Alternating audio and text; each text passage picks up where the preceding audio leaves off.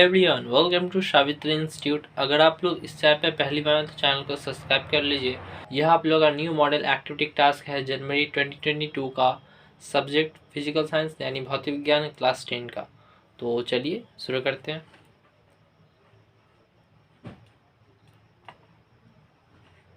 पहला नंबर है, सही उत्तर का चयन करें। ठीक है, पहला क्वेश्चन है, निम्नलिखित में से ग्रीन हाउस गैस है। ठीक है, तो इसका आंसर होगा सी नंबर N2O। ओके, दूसरा नंबर क्वेश्चन है, वह गैस जो ग्रीन हाउस गैस है और उसका जलीय घोल अम्लीय है। ठीक है, तो इसका आंसर होगा C number CO2। Okay, next question, तीसरा नंबर, ओजोन परत को नुकसान नहीं पहुंचाने वाली गैस है। ठीक है, तो इसका आंसर होगा ए नंबर N2।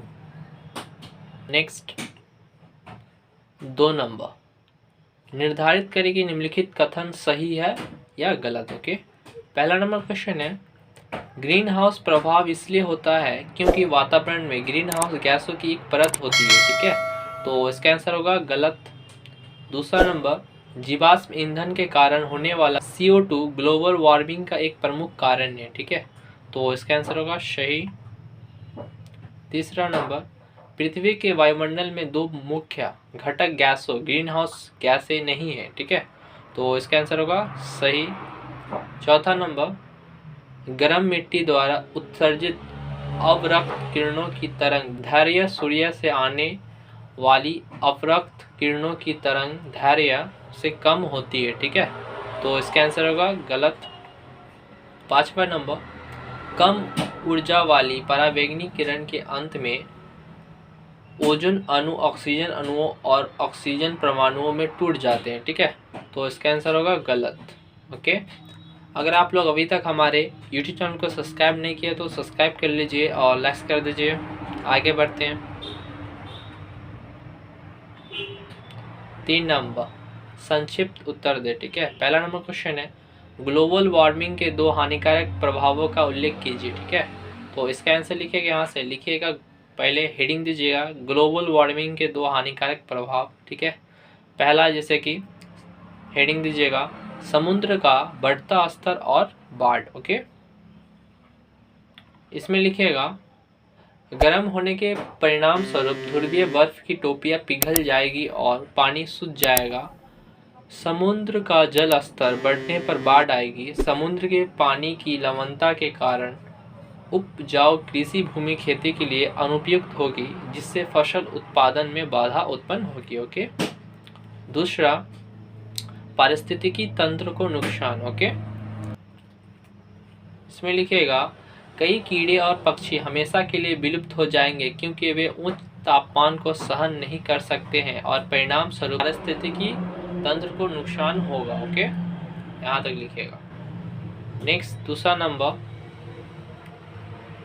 ग्रीन हाउस प्रभाव के बिना पृथ्वी पर जीवन के लिए कोई उपयुक्त पारिस्थितिकी तंत्र नहीं होगा, तर्क दे। ओके, तो पहले हेडिंग दीजिएगा, यहाँ से लिखिएगा ग्रीन हाउस प्रभाव की उपयोगिता। ओके, लिखिएगा यदि हम पृथ्वी के वायुमंडल में ग्रीन हाउस गैस नहीं होती तो पृथ्वी की सतह से निकलने वाली गर्मी अंतरिक्ष में वापस आ जाती। उस स्थिति में आसपास के वातावरण का तापमान लगभग 30 डिग्री सेल्सियस होगा।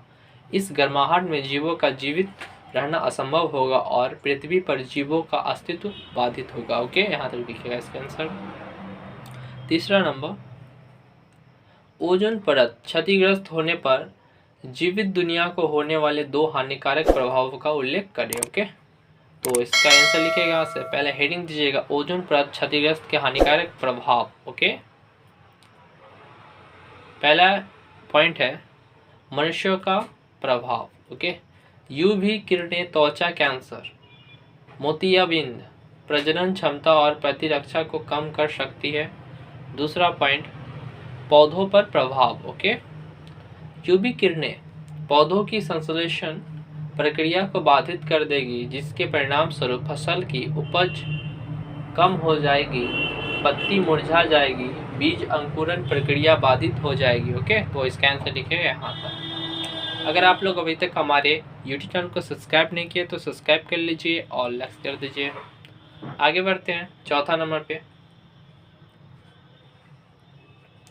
निम्नलिखित 2 प्रश्नों के उत्तर दीजिए। ठीक है, पहला नंबर क्वेश्चन है उन कारणों की व्याख्या करें कि क्यों कांच के ग्रीन हाउस के अंदर की हवा बाहर की हवा की तुलना में अपेक्षाकृत अधिक गर्म होती है। ठीक है, तो इसका आंसर लिखेगा, यहाँ से लिखेगा कांच खुद को एक पारदर्शी वस्तु के रूप में संचालित करता है जो सूर्य से दिखाई देने वाली प्रकाश किरणों की अपेक्षाकृत कम तरंग दैर्घ्य के साथ अपवर्तक किरणों के अधीन होता है, इसलिए वे आसानी से कांच की दीवार या छत से घुस जाते हैं और घर के अंदर ही मिट्टी और पौधों को गर्म करते हैं। घर के अंदर ही मिट्टी और पौधे बड़ी मात्रा में तापीय विकिरण उत्सर्जित करते हैं। चूंकि इस विकिरण के कारण कांच की गर्मी अपारदर्शी होती है, इसलिए वे कांच में प्रवेश नहीं कर सकते और बाहर आ सकते हैं।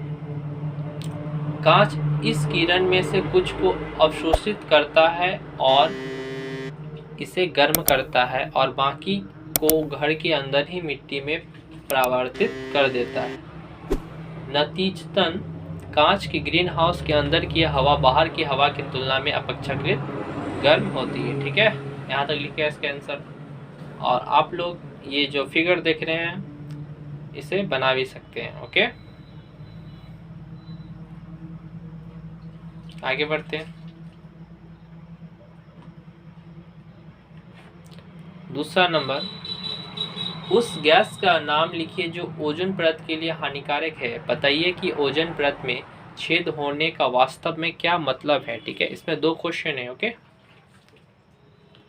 पहला क्या है इसमें आंसर, क्लोरोफ्लोरोकार्बन यानी कि CFC एक गैस है जो ओजोन परत के लिए हानिकारक। ओके, दूसरा का आंसर यहाँ से लिखेगा, समताप मंडल में ओजोन गैस का बनना और ओजोन गैस का अपघटन इन दो विपरीत प्रक्रिया के बीच एक प्राकृतिक संतुलन बनाए रखता है। हालांकि कुछ मानव निर्मित हानिकारक रसायनों जैसे कि CFC, NO आदि के उपयोग से समताप मंडल में ओजोन गैस के उत्पादन की दर में भारी वृद्धि हुई है, जो समताप मंडल में ओजोन परत को कम कर रही है। ओजोन परत के इस पतले होने का मतलब है कि ओजोन परत वास्तव में छेद यानी लीक हो रही है। ठीक है, तो इसका आंसर लिखिएगा यहाँ तक। ओके, तो यह आप लोगों का पूरा हो गया कंप्लीट। अगर आप लोग अभी तक हमारे YouTube चैनल को सब्सक्राइब नहीं किया तो सब्सक्राइब कर लीजिए और लाइक कर दीजिए और अपने दोस्तों के साथ शेयर भी कीजिए। अगर आप लोग का इसका PDF फाइल चाहिए तो हमारा व्हाट्सएप टेलीग्राम से जुड़ जाइए, डिस्क्रिप्शन बॉक्स में लिंक दिया गया है। ठीक है, तो चलिए, धन्यवाद।